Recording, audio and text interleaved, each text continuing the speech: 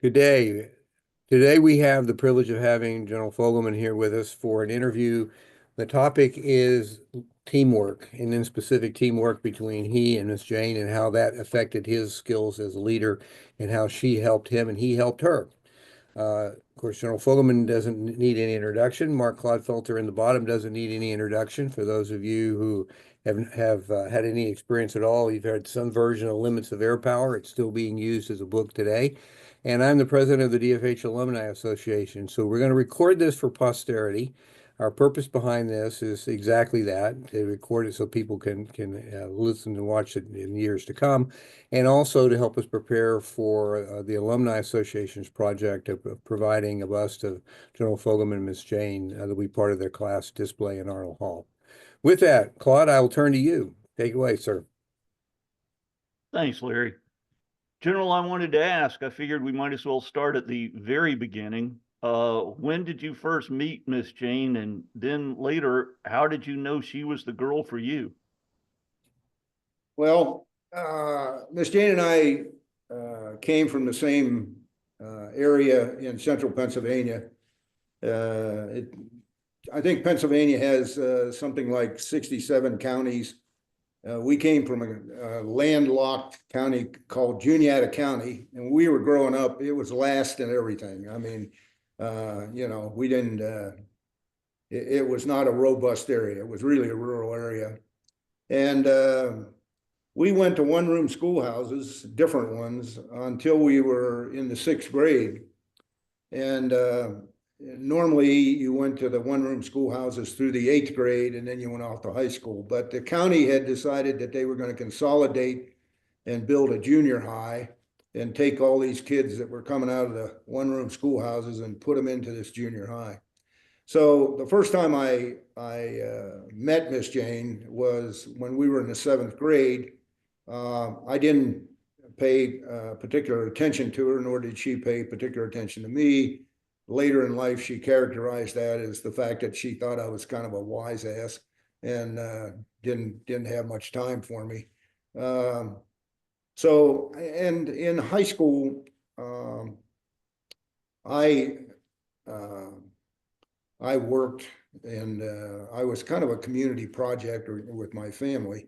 My dad and mother, my dad was in pipeline construction, and they spent about 8 months of the year out on construction jobs. My sister would go with them, and I would live with my grandparents or aunts and uncles and my great-grandfather. So anyway, I was not really into dating so much. I was a wrestler. I was a football player. I played some baseball. And it was kind of surprising between my sophomore and junior year in high school. I was camping with a friend, and these girls showed up in a car. They had been to a local Grange meeting, and they were out roustabouting. And so they invited my friend and I to go to the drive-in movie theater with them. So, and when we got to the drive-in movie theater, it became apparent that I was being teamed up with Miss Jane of this group. So anyway, that was the first time that there was any interest shown in one another. And out of that, we began dating. And it was an unusual situation because she was older than I was, and she had a driver's license, and I didn't have my driver's license. So there was a little bit of a difficulty in how you got about in a rural community. The nearest movie theater was 12 miles away, and there was a lot of stuff like that. So that fall, when my mother and my father came back, my mother started this routine where she would take me. We would drive up to Miss Jane's dad's farm. We'd pick up Miss Jane, drive back to my place, drop off my mother. We'd go out on our date, and then we'd just reverse the process at the end of the date. So that went on for about 4 or 5 months till I got my driver's license. But we became serious daters then. So that started our junior year, and then my senior year, I was looking at what I was going to do. I had been offered, I had gotten in a little bit of trouble. It wasn't a Brinks robbery job or anything, but I'd gotten in some trouble. I was working at a bowling alley. And so I was on a form of probation, and in Juniata County, they were so poor they didn't have a probation officer. So the district attorney was dual hatted as the probation officer, but the district attorney didn't make enough money that he was also a practicing attorney. So I had to go see him every 2 weeks, and sometimes when I'd go, I'd have to wait a little while because he had one of his clients in there. So in one particular day, I saw this thing in the wall, and I got up and I was reading it when he came out from his meeting with his client. And what it turned out to be, I was reading the citation of a Bronze Star that he had been awarded for his service in the Second World War. And so he asked me, are you interested in the military? Would you be interested in the military? This was a common ploy to get rid of troublemakers in Juniata County. You know, it'd send them off to the Army or whatever. And I allowed, as though, while my dad had served in the Second World War as a combat engineer in the Pacific, I had really no knowledge of it or anything. And he said, well, they've got this new place out in Colorado. It's called the Air Force Academy. You really ought to talk to the guidance counselor about it. He said, you're not such a bad guy. You make pretty good grades. You're a jock. He said, you ought to look into it. So I did. And he said, the other part of it is, this was in 1958. He says, we have had nobody in this county appointed to any military academy since 1938. He says, the local congressman owes us a favor. And so I went and looked into it, and it looked like a pretty sweet deal, free education, serve 20 years, you retire in half pay. This is looking good to a kid from Juniata County. So I applied, started through the process. And my class, the class of 63, was the first full class to enter the academy. Up until then, if you go look at the numbers, the class sizes were relatively small. So my class was the first class where you could have qualified alternates. And so I became a qualified alternate in the alternate pool. And so I was thinking about what I was doing. I was dating Miss Jane. It was, it was all kinds of, I had some scholarships to go to smaller schools in Pennsylvania. And then late in May, I get this notification, I've been accepted to the academy. And so we had to talk about what that meant and all that kind of stuff. And so we agreed that she would go off to business school and I would go off to the academy. And then when she finished business school, we would talk about her coming out west. So I went to the academy, and Christmas of my fourth class year, in those days, you couldn't go home. Fourth class stayed at the academy. So my parents came out to visit, and Miss Jane came with them. And so that was her first taste of Colorado and the academy and all this good stuff. And then in the spring of my third class year, she had finished up the business school, and and my condition was she had to finish the business school, and she had to have enough money to have a car. Because again, in those days, as a cadet, you couldn't own a car until your Christmas of your senior year. So she met both those qualifications. She came west, and she got a job with the First National Bank or the Exchange National Bank. And then she was there for the rest of my my cadet days. And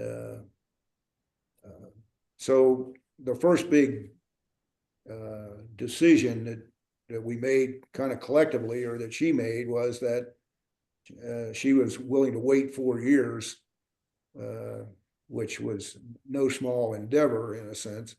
But we enjoyed that time at the academy, and then after graduation, we went back to Pennsylvania, got married in her church. And so that's kind of how it started. a bolt out of the blue, and we never looked back from that. So you elected not to join the long line of people getting married after graduation in the chapel. Well, in those days, the chapel wasn't finished. It was standing there. It was a beautiful symbol, but the engineers had not figured out the difference in expansion and contraction between glass and aluminum. So it leaked like a sieve. And so they never put anything inside of it. Interestingly enough, the guy who married us was the first chaplain at the Air Force Academy. And that's an interesting story in and of itself. His name was Charles I. Carpenter. And General Carpenter was chief chaplain of the Air Force when the academy was founded. And he went to the chief, who was General White, and he said, "Tommy, I want to be the first chaplain at the Air Force Academy." And White said, "You can't. You're a 2-star. You can't." He said, "I resigned my rank." So he resigned his 2-star rank, came to the academy. And back in those days, we had these surge uniforms and that, and guys would have their rank kind of, and it was an embroidered star, but it was sewn onto the epaulet, kind of thing. So Carpenter shows up, and he's wearing colonel's leaves, but you can see where he had his stars on there, kind of thing. So, but he was a great guy and well-grounded. And he was at the academy until, I think, in the fall of '61 or so. They published the order of the day said there's going to be a bandbox parade on a terrazzo for the retirement of Major General Charles I. Carpenter. And so he retired. He went back to Milford, Delaware, and took up a church, became the parson of a church outside of Dover. And so when it came time for us to get married, I had gone home on leave at Christmas of my senior year, and we went down to see Chaplain Carpenter and asked him if he would be willing to come up and perform the ceremony. And I had several classmates and squadron mates who were coming in, so it was going to be a military wedding. And so he agreed to do it, and on the condition that it wouldn't offend Miss Jane's minister, which it did not. So we got married in her church, and the next day we left. We had no honeymoon. We went to New York, where my dad was a spread man on a pipeline job. I went to work on the pipeline. I had 60 days before I had to report to pilot training, and I cranked out a lot of overtime, had a lot of great adventure. And when I showed up at Vance Air Force Base in August of '63, I think I was the richest lieutenant in the Air Force, So that's kind of how we got started with that. So what was starting pilot training like as a newlywed? Well, in those days, the entire class, you know how the classes were always designated by fiscal year and then A, B, C, D. The entire academy class went to pilot training, other than those that went to graduate school. They were all in the A and B class. And so I was in 65B, so we showed up. We had an interesting class, and Vic can talk about this, but as I remember, we started with 50 students in the class. In addition to the academy grads, there was one Air Guard guy, one Naval Academy guy, and I think that was it. So we started with 50, and we graduated 51, which was kind of amazing. We got a couple of turnbacks, but I don't think we lost any Air Force Academy people in that class. Now, this was '63, graduating '64.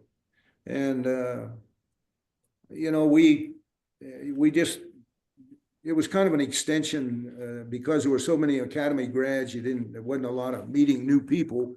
You were no longer in the same squadron and that kind of stuff. But in the early years of the academy, as they grew the wing, I started out in 9th Squadron. And so that was when we had 12 squadrons. And then when they expanded beyond that, I went to the 13th Squadron. And so you knew more than, just your squadron mates, if you will, during that period of time when you went to pilot training. So pilot training was, pretty much standard. Our class was one of the first classes to fly the T-38. So think about that. We've just had our 60th reunion. So that bird's been around a while. Check your logbook, sir. You probably find the same numbers out on the flight line today. So Probably, most likely, yeah. Go So pilot training, I ended up, I think I was 10th or 11th in my class. There weren't a lot of fighter assignments. That's what I wanted. I wanted a fighter assignment. I didn't want to go into F4s because at that time you went into the back seat as a pilot. And so I elected to go to PIT, and I became a T-37 instructor advance, which turned out to be a good assignment. I had figured out that the coin of the realm was flying time. And the more flying time you had, the more opportunities you had. So I would fly 2 student sorties a day. And they always had incoming IPs that needed to be checked out in the local area and that kind of stuff. The Stan of Al had a program to do that. So I volunteered to do that. So many times I would fly 4 sorties a day. And eventually out of that, the Stan of Al guys asked me if I'd become a member of the Stan of Al. And so as a lieutenant, I ended up as a Stan of Al guy, which was pretty rare in those days. But then Vietnam started to crank up, and I wanted to go to Vietnam, so I started volunteering for things. And Miss Jane and I talked about that. And she understood, I think, because of all of our association, that that was the real purpose of an academy grad and being in the military. You wanted to be where the action was. And so when the assignment finally came through, I was to go out to Luke Air Force Base, check out in F-100s. I took the cross country, went out one weekend, bought a house, and it was a 3-bedroom brick with a swimming pool. We paid $16,900 for it. Went back, and when I told Miss Jane about the swimming pool, she was irate. She said, "You're going to leave me with these 2 kids who can't swim. I'm going to be responsible for them." And I said, "Well, I never learned to swim. That's a whole different story." And I said, "I want my kids to know how to swim." And as it turned out, within 2 weeks, they were like porpoises, they were in and out of the water and all that. So, but she was not a happy camper when I reported the swimming pool. So, sir, did she stay in there in Phoenix while you were in Vietnam? She did. And that was kind of her introduction to being on her own, but yet having the support of fellow Air Force wives. One of the people she met there and became good friends with, and who just passed away last week, is Dory Day, Bud Day's wife. And Dory, Bud was already a POW at that time, and Dory was becoming very active in the program to bring attention to the plight of the POWs and this sort of thing. They became lifelong friends out of that. And the day I got shot down in Vietnam, this was back before cell phones and all this kind of stuff. And so to be able to make a telephone call back to the States was a big deal. So they said, "Okay, you can call your wife so she gets the word before, anything shows up in the press or the rumor mill starts." And I knew that she wasn't going to be home, because that was the day of her bowling league with Dory Day and the girls. So I sent her kind of a snotty letter later saying, you know, the next time I get shot down, you ought to stay at home so we can talk. But in the meantime, folks had kind of filled her in. So, but she was a stalwart. She did it, you know, kept the family together, did all that kind of stuff, and I ended up, you know, going to Misty and extending the tour, and when I came out of Vietnam, I had a choice between going to the weapons school, going to the test pilot school, or going to graduate school. In the class of '63, at this time, they were not sure what the trajectory was on the continued buildup for Vietnam. So interestingly enough, in April of 1969, with less than 6 years service, 22 members of the class of '63 showed up on the majors list. It's pretty astounding. And it was always interesting then to trace those 22 as 12 of them ended up on the below the zone lieutenant colonel's list eventually. And I think there were 3 or 4 ended up in the colonel's list below the zone. I was not one of those. And it was one of the best things that ever happened to me. But anyway, that coming out early on the majors list and then extending and doing some things is what set me up for multiple choices. But did she help you make the decision as to which way to go there, sir? She did, and it was predicated a lot on, you know, we had been separated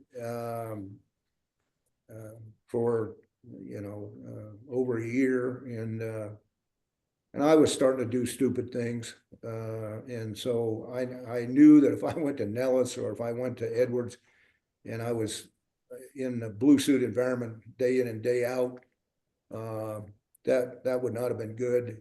Plus,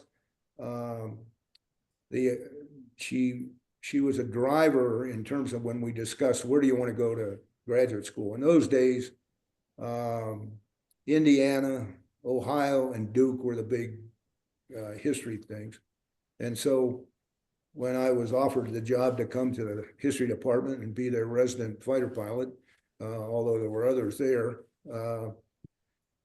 Duke made a lot of sense, and we discussed that because it was about a 6-hour drive up to Pennsylvania where we both grew up, and so it was a wonderful opportunity to get to be together again, and at the same time give the kids an opportunity to meet grandma, grandpa, aunts, uncles, and nephews or cousins. And so that was a collective decision that said, you know, let's do this for the family and have some readjustment time. And that worked out very well. Did she enjoy being at the academy while you were there, sir? As an instructor? Yes, sir. Yeah, I think she did. Again, we became very good friends while we were there with Roger McElroy and his wife at that time. And he was the exchange officer. And we had, you know, your father-in-law, Dave McIsaac and Charlotte, they were part of the thing. Al Hurley's wife was the teacher of our children when they started school there in the school system. I lived just up in the next complex from where Irv Rocky lived, and we both had Jaguars. And while we were at the academy, my roommate from my first tour went back for his second tour, and I desperately wanted to do that, but I was locked into a 4-year directed duty assignment. But when Rumi decided to go back, he brought his Jaguar out to the academy, and he left it with Miss Jane, and he said, you'd keep it for me while I'm gone. If I don't come back, it's yours. So we found ourselves in the unusual situation of having 2 1967 Jaguar XKEs sitting in our driveway. And then Miss Jane, when I came back, we'd bought an Electra 225. And anyway, we had a lot of fun with those 2 cars. And they'd go to a hockey game, throw a kid in each one, and we down, you know. it was a little bit of notoriety. So anyway, And do formation driving to the cadet area, huh? yeah, mainly in trail, but so, but it was the big thing about that whole deal was an interesting perspective came as a result of going to Duke. Um, you know, I was Academy grad. I'd never been to a college, if you will, and this was in late 1969, and I remember my first day at Duke walking in from the south through the portal, and I'm walking up, and this young lady's walking toward me, and I'd been out of the States for a while, and there's a lot of her body is in motion. And he went by. I remember thinking, "Damn, this must really be an expensive school because when that young lady's parents got done paying her tuition, they couldn't afford to buy her underwear. Those spandex outfits, Yeah. So on the way down, the ROTC detachment reported in. But the thing that came out of Duke was the people I met there, civilians, as well as there were some guys there who were, studying to go to West Point. After that, for years, as I was in different assignments, I would get from those people what I have always described as intellectual care packages. I mean, I remember when I was back on my second tour and, I'd get this package and Dave McIsaac was one of them, but there were some of the civilians in it, would come and it'd say, well, we know if you had access, you would want to read this article from Atlantic or you would want to do this or that. And it was an interesting phenomenon because once you got them, you could not read them. I mean, you felt compelled and it gave some balance to my life. I was looking at something besides the Stars and Stripes or the latest adventure novel, I mean, and those intellectual care packages basically continued for, much of my career. And I still get them. I've got a friend, Miss Jane and I had a friend who was an ambassador in the Foreign Service, said she was the ambassador of some godforsaken countries in South Africa or Southern, Africa. But her last tour, she was the ambassador to Oman and was, but so we have stayed in contact over the years. And to include this morning in my read file, she sent me something that, is from the other side of the political perspective, but that's okay. I force myself to read them, and sometimes I comment and sometimes I don't, but it's nice to have that kind of input into your life. Well, sir, while you were teaching there at the academy in the history department, ultimately, like your Rumo, you decided you wanted to go back to Vietnam, right? I did. I really wanted to go very badly, and again, primarily because of some stupid things that I was doing. The dean and Colonel Hurley decided that they would waive my 4-year directed duty assignment, and so I got to leave early, a little less than 2 years. But I really enjoyed my time teaching. We'll come back to the subject of the second tour, but I was like every other instructor who went in there. You taught the core courses basically until you earned your spurs. And McElroy, who was an Army major exchange officer, and he and I, the way the history department was set up is it wasn't conducive in a sense to a lot of camaraderie because you would show up there with a master's degree and you were immediately in competition to go off and get a PhD if that's what you wanted to do. And so there was always that sort of below the surface tension, if you will. And McElroy and I talked about that one time, and we said, neither one of us is interested in a PhD. So let's just tell everybody that. and, maybe we'll be accepted a little bit better. So we did. At one of the, department meetings, McElroy and I decided that we were going to bare our soul and tell them that, look, basically, we're hiding out here between tours. We have no desire to have a PhD, so we're not competing with anybody. And it was amazing. It sort of turned things around from a personal perspective, in a sense. But I enjoyed the tour, and then there was a disruption within the force, and very well qualified instructor ended up retiring. He had been Mr. Air Power, Phil Flammer, and he, for medical reasons, decided he didn't want to fly anymore. Colonel Hurley was very much in favor of rated people ought to be flying at the academy and all this. So he and Flammer had a discussion, and Flammer decided to retire, sort of in, no notice. And so all of a sudden I get promoted to being the air power historian, and had the senior level course, 471. And I enjoyed it. I ended up writing course material that they used for a long time after I left. But I had a liberal program. One of the guys that was on the faculty during my time there was Tony Mason, RAF exchange officer. Tony and Margaret were there, and we became lifelong friends. And he ended up as an air vice marshal in the RAF. But he was my boss, and we worked a lot on audiovisual stuff.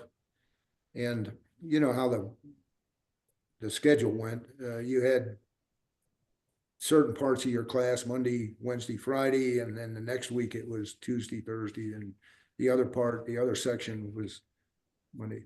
So on Fridays, I set up a program of using films and wherever I could find them. And in those days, there was a wonderful CBS thing called Air Power, which Walter Cronkite did. Yeah. And so, I would try to weave that in, but you know how disrespectful cadets are. And so they began to call my Friday program Fogleman's Friday Flicks for Figmo Firsties. And so that was, that was the gratitude I got out of trying to enlighten these guys. So, anyway. Youth and arrogance go hand in hand, sir. Yeah.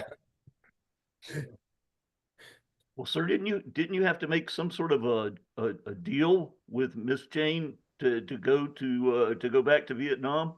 Yeah, well, what happened was I get called in by Colonel Hurley, and he announces or tells me, they're willing to let me go.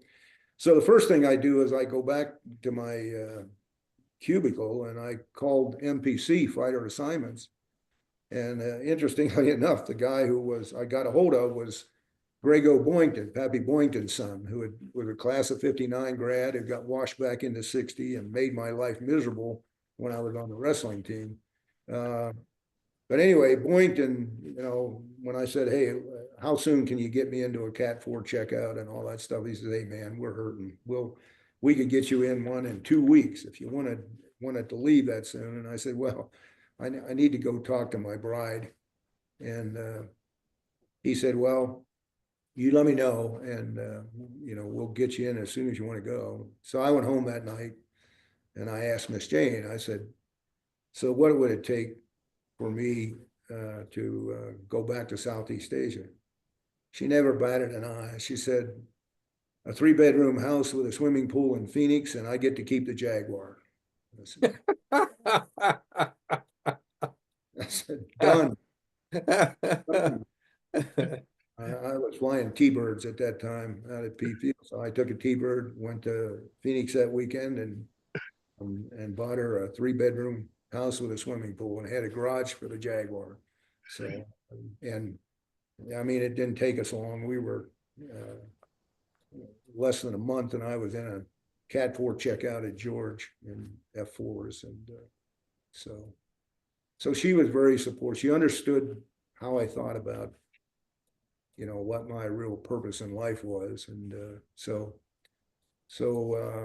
again, she did a superb job coming out of that. Took care of the kids and that Jaguar. and took good care of the Jaguar. Sir, jumping forward quite a few years, she's always been by your side, of course, and sounding board for key decisions and inputs there. When you decided, again, we're jumping way forward to 1997 now, but when you decided you were going to leave the Air Force, what advice and what insights did she provide you there at that for that key decision? Well, we were always a couple that, you know, talked about different things, and particularly things that were going to involve the family and that sort of thing. And over the years, when I went from job to job, one of the things that I always tried to do was once I got the assignment, I'd try to contact somebody at the next location and figure out what my job was, you know, what was going to be expected of me, why was I selected for that. And I continued that through, you know, being commander of Air Mobility Command, and particularly as Sync Trans. And interestingly enough, Title 10, if you go to Title 10, describes the job description for a unified commander, unified command commander. It also has the job description for a service chief. And you go in there and it's very clearly spelled out. And, you know, it says your primary job is to provide advice and counsel to the Secretary of Defense and the President. And then it says, as a service responsibility, you're responsible to organize, train, and equip the force. So those were the job. That was why I felt that was why the job existed. Hopefully, that's why I was selected. And I was not the Air Force's first choice to succeed General McPeak. We'll drop back, and I'll get to your question, but what had happened is, you know, rolling the tape back a little bit, I ended up out in Korea as the 7th Air Force Commander, Deputy Commander-in-Chief of U.S. Forces Korea and United Nations Command and all that, and the Air Component Commander for the Sub-Unified Command. It was a great job, man, I'll tell you. It was a great job. I had a superb Army 4-star I was working for, Bob Riscassi, and when I got there, Riscassi said, "Hey, I've looked at the war plan," and he said, "It's clear to me that the centerpiece of our war plan is tactical aviation. So please take a look at the pre-ATO, you know, and make sure that we're targeting the right things at the right time and all that." So that was my first big task when I got there, was to go through that process, if you will. And I'd been out. Miss Jane was with you at this point in time. And this was probably her favorite assignment, her finest hour, if you will. I mean, the Korean ladies loved her, and she loved them. When I say the Korean ladies, these are the wives of the senior Korean Army and Air Force folks.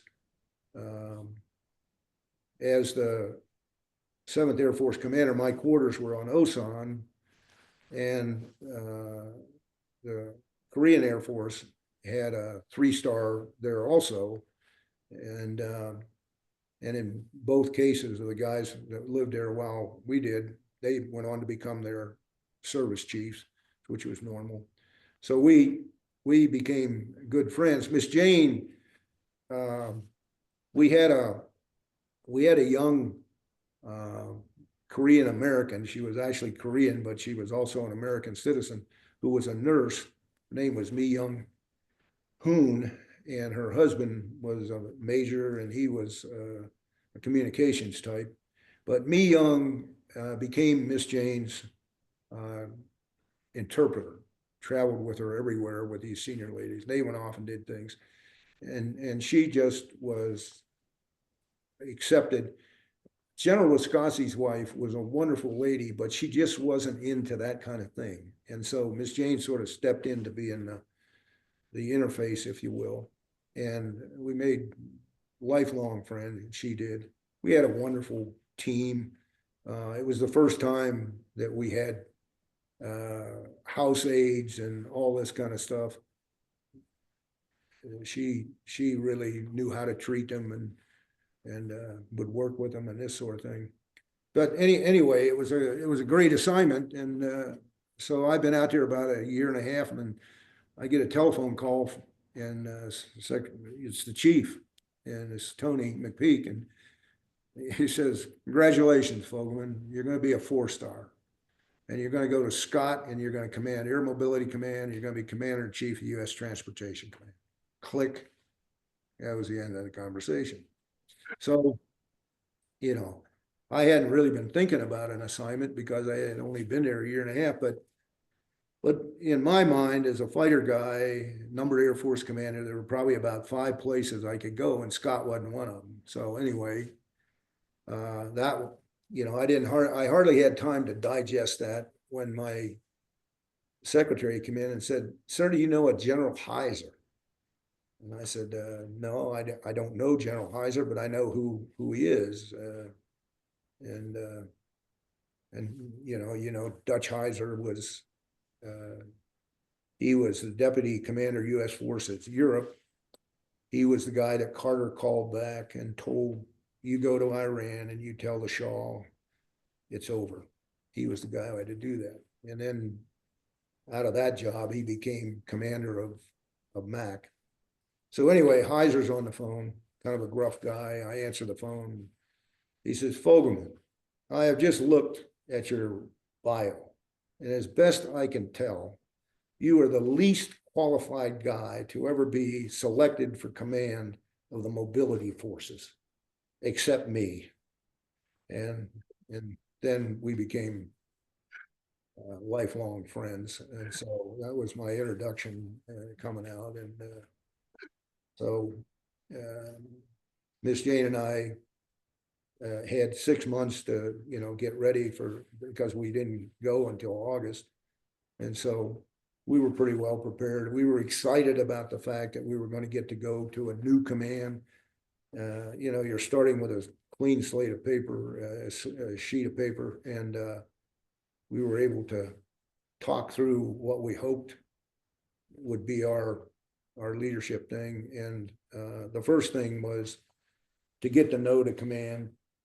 And MAC had some marvelous leaders. They were real people leaders, but the bases were atrocious.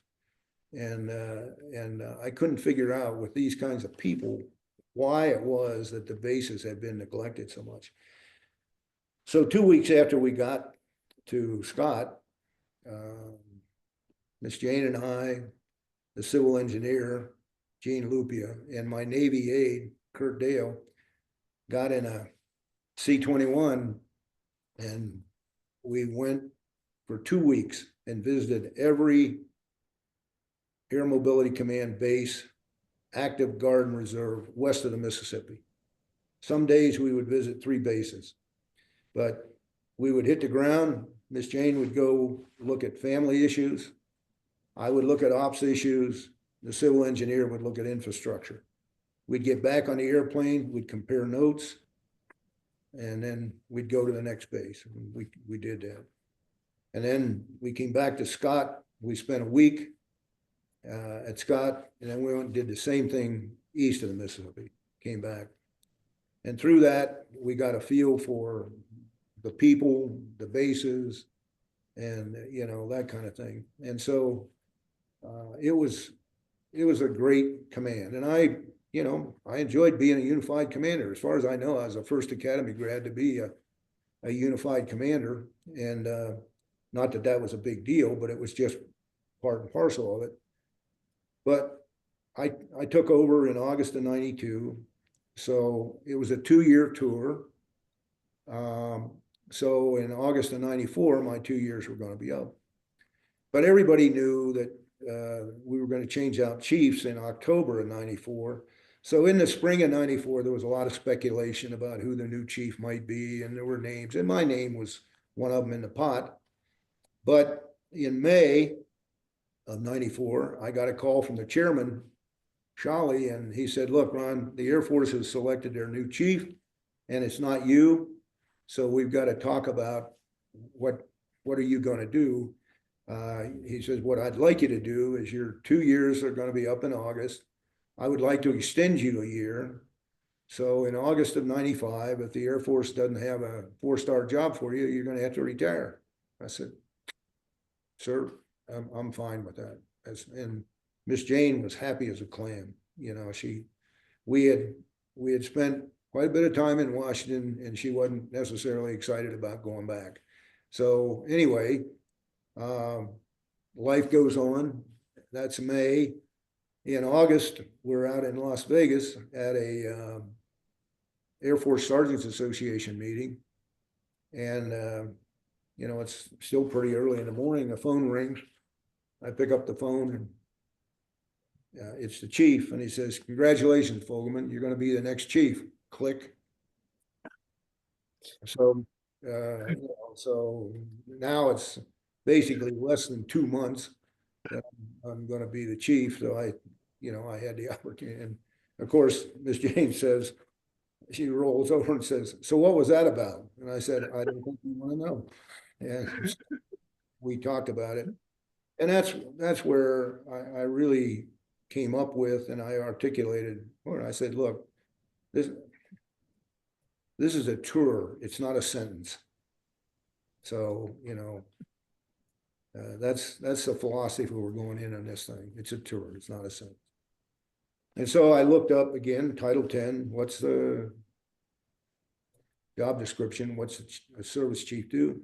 And that's kind of the way it started. That's what it was. Provide advice and counsel and organize, train, and equip.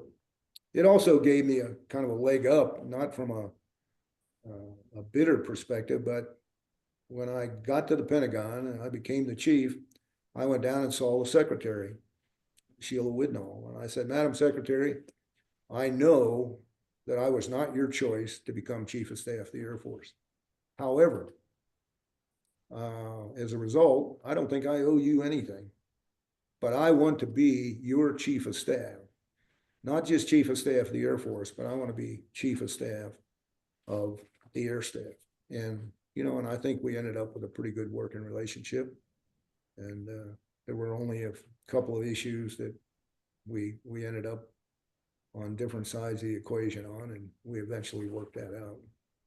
But anyway, so we went into this thing with Miss Jane and I with the idea it's not a sentence, it's a tour, and from my perspective, you serve as long as you're contributing and you're doing your job. And there's lots of speculation, and you know, Richard Cohn did an interview with me and all that. But basically what it came down to me, there was the Swire thing, but what was more important was my primary job was to provide advice and counsel to the Secretary of Defense and the President. And I had a Secretary of Defense who apparently didn't value my advice. And if you're the representative of the force, you're not going to be very effective for your force. I could have hung around another year and gone to all the meetings and gone through the motion and all that. But my heart would not have been in it. And so Miss Jane and I had talked about it for some time. And the actual day that I did it, we had talked the night before, but I hadn't really, you know, kind of made up my mind. You know, we had talked about the options. So I went in that day and decided, well, I think it's time to write a note to the secretary and ask to be retired. And so that's how that all came about. And I don't think there was anybody happier than Miss Jane to see Washington in the rearview mirror when we got in the car and headed west, you know. But it was, we had started the process when I was at Scott. Well, this goes back again. And I'm rambling here, so I don't know whether this is a value. This is exactly what we want, sir. Yes, sir. So when I was one of the early F-16 guys, and I was the vice wing commander of the 388th Wing at Hill Air Force Base. And I was there for 10 months as the vice wing commander. In 10 months, I worked for 3 wing commanders. And those were the days when the F-16, with its fly-by-wire, was having problems. And General Creech was the commander of attack. And he had a philosophy, he had a rule. A wing commander who lost 5 F-16s or had 2 fatalities was gone. And it was really very much along the mode of LeMay's, quote, which says, "I cannot afford to distinguish between the unfortunate and the incompetent." And so, like I say, in a 10-month period, I worked for 3 wing commanders at Hill Air Force Base. And then I went off to Langley for a short tour, and then I became an F-16 wing commander of the largest F-16 wing in the Air Force at MacDill, 56th Wing. Had the same rule in effect. Well, I had been there a little short of a year and a half when I had the 4th accident. None of those accidents were pilot error, pilot cause. All of them had to do with an issue with the airplane. But I had my 4th accident. And I had made up my mind that if I got fired, I was not one of these guys who was going to hang around and become, officer in charge of mess kits or something. I wanted to know where to ship my household goods and get on with life. And Miss Jane and I had been looking, we had started, when I was out at Scott, looking at where we might want to retire. And I had identified Tennessee as a desirable location. And no income tax, it's a right place for the nuclear fallout and all this kind of stuff. Land was cheap. And so I have my 4th accident on a Wednesday. I call my numbered Air Force commander on Thursday morning. General Pete said, "Sir, I'd like to take some leave."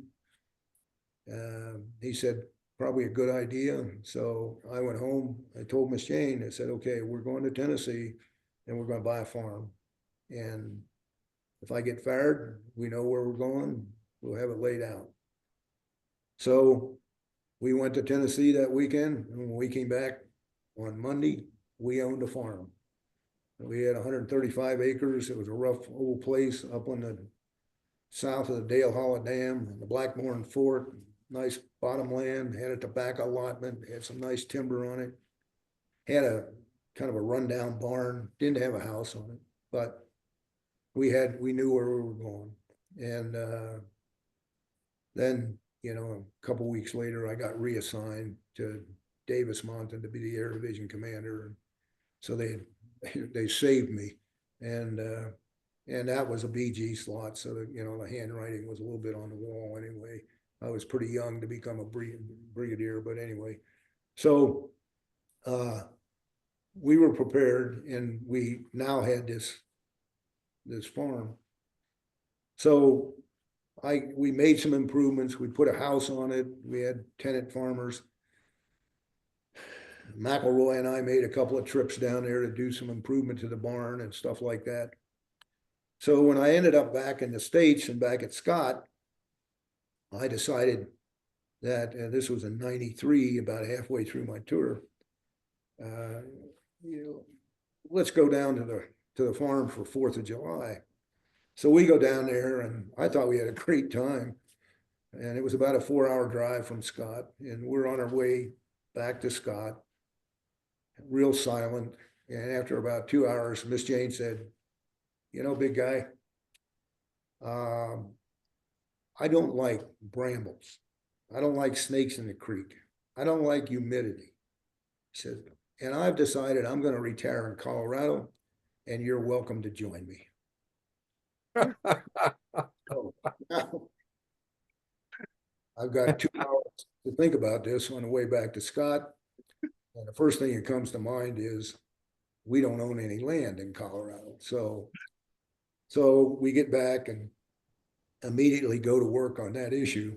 And we had some people we knew. We knew about the Four Corners because we had been stationed at Luke several times. We had been in Davis Mountain, and we had friends in Colorado Springs and Denver, so we would drive up through here. So that was, and Miss Jane said, look, when we retire, she said, I want to go off the grid. I don't want to be close to any military installations, anything where we'll get invited to things and, be expected to go. She said, I want to be off the grid. So we started getting the Sunday edition of the Durango Herald, which had the real estate in it. So 4th of July, on Labor Day, we came out here. We had a list of 20 places we wanted to look at.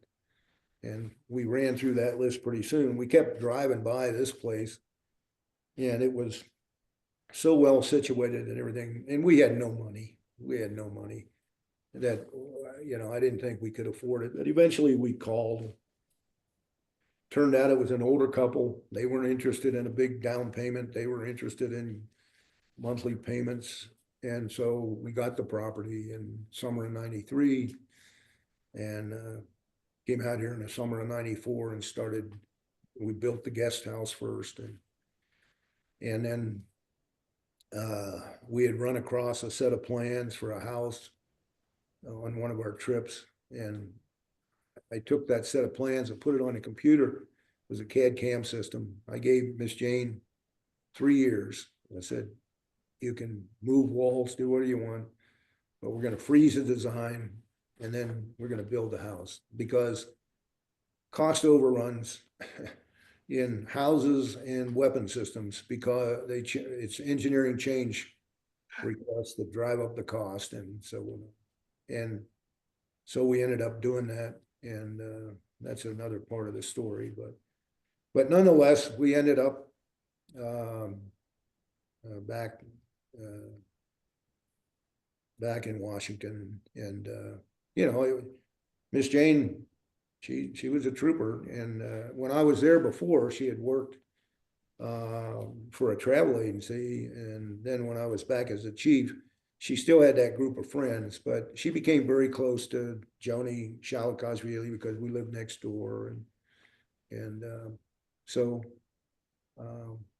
it was, it was a job. It wasn't a sentence. It was a tour, something you do. So it wasn't a big traumatic thing. There were 2 things that Miss Jane brought into our marriage that I think served us well throughout. And the first was a tremendous amount of common sense. She had been a farmer's daughter. She didn't get carried away with exotic things. And the other was compassion. She had a real feel for people. And there were times when I would be looking at actions and things, and I would let her know what I was about to do because it was going to impact and morale of a larger group of people or something. And she would always make sure that I had considered, it's one thing to take care of the principal, but what about the family? How's the way you say it, the way you do it, the whatever makes a big difference in how it's think. And that was a very big part of what she contributed in terms of that understanding. And so that's pretty much the rundown, Sir, I'll ask you one more thing though. You mentioned that you had basically a worldwide meeting for chiefs of staff while you were the chief, and that she was very helpful in putting that together. Yeah, this was a part of the 50th anniversary of the Air Force in '97. And so AFA and everybody wanted to make a big deal out of the 50th anniversary of the Air Force. And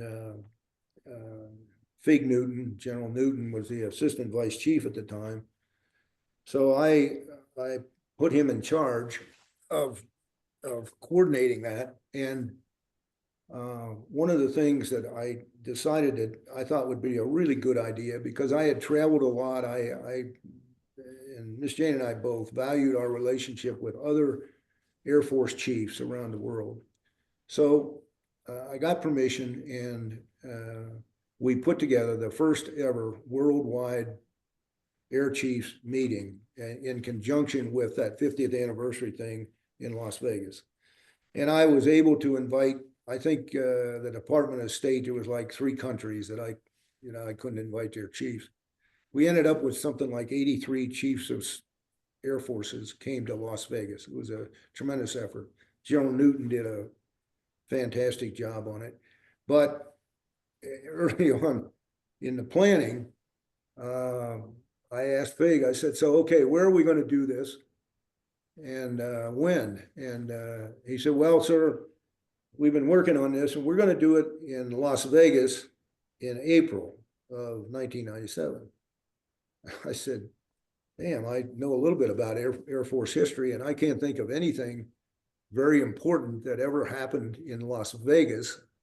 And as far as April goes, the only thing I'm aware of any importance was the Doolittle raid, and it had nothing to do with Las Vegas. So why are we doing this in Las Vegas in April? And he said, we're doing it in Las Vegas in April because it's the only place we can get 10,000 hotel rooms, and April is the only month we can get them. I said, makes sense to me. So that's how we ended up there, and we did it.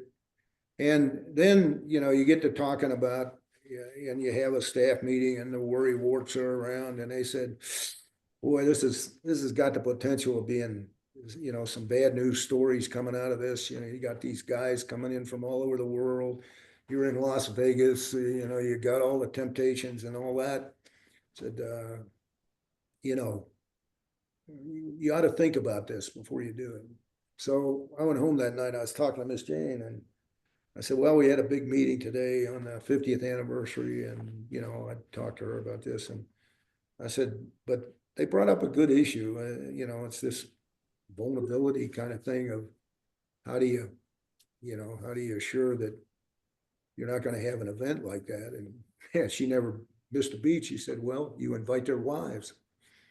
And so we did. And when the orders went out, they said it was for the chief, his wife, and one aide, and they could come and we'd take care of them.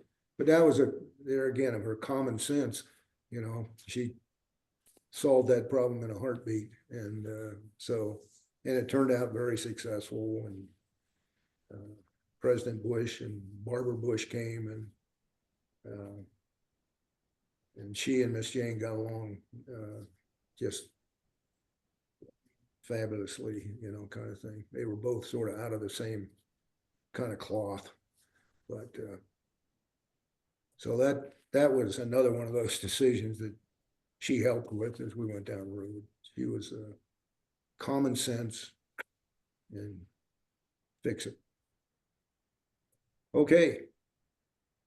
All right, sir, I have to tell you, the greatest gift you can give a person or a group of people is your time, because that second that just passed, you don't ever get back.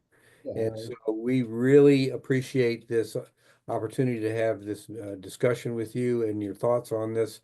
And I want to express my personal appreciation and the DFH Alumni Association, personal thanks and so forth. And Claude, I'll let you make a closing comment, and then we'll bring the recording to the end. Well, sir, I'm of the like mind that Larry has, and I cannot thank you enough because, as Larry said, we want this to be enduring, and I think it's a perfect complement to the statue of you and Miss Jane that's going to last a long, long time there in Arnold Hall, and I can't think of a better tribute to the two of you than what you have just made. So thank you from the bottom of my heart, sir. Well, I need to thank you. I need to thank the History Alumni Association. I mean, this was a bolt out of the blue when I heard about it. As I say, I'm greatly honored, and I know not just for myself, but for Miss Jane. And so I want to thank you, for the initiative, and so please just keep me informed about what's going on, and I'll try and be supportive any way that I can. So thank you for your time, and have a great weekend. I intend to log some flying hours tomorrow, so that'll make my weekend. All right, then. I'm going to bring this to a close. And for the viewers of this, count yourself lucky. This is one of those rare opportunities. Thank you so much. Thank you.